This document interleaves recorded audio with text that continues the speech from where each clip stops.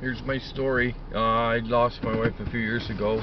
I think this is long overdue, and I see everybody else is putting things on social media. December 17th, a few years ago, my wife woke up and said I can't breathe, so she went to the hospital. I thought nothing of that, but little did I know she would never come out. So they started some B shots, and then a couple days later they're giving her blood transfusions, and then a week or so later they said we're sending you to Ottawa General to check for leukemia.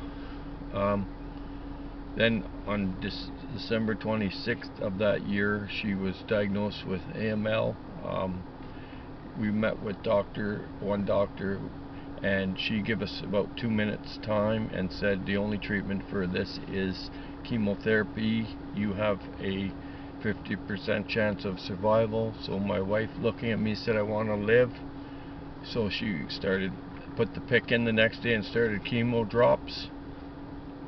Then a week later she was developing symptoms because of her breathing and her lungs, so they said we're going to put you in the ICU to watch your lungs and your breathing. Then a couple days later, my boys get a haircut. They want to see mom. We go to Ottawa, and there's mama's on a respirator. So I think my problem, maybe they could have told me ahead of time that my wife was going on a respirator so that I could talk to her one more time.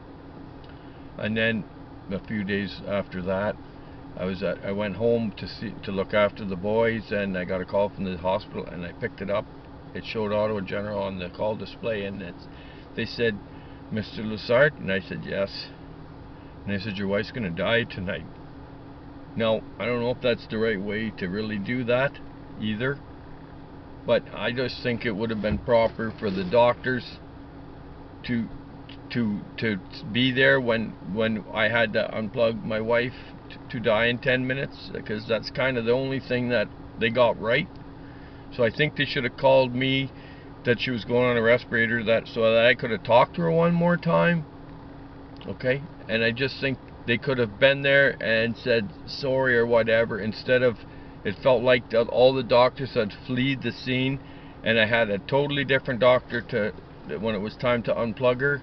And I just think that the doctor protocol in this situation kind of sucked and left me hanging, and 3 years later I'm hanging. I contacted the doctors. I just wanted to talk to them for a minute or something, and they didn't respond.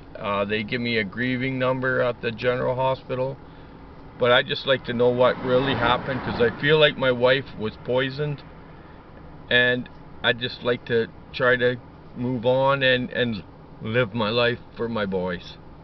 Thank you for this time.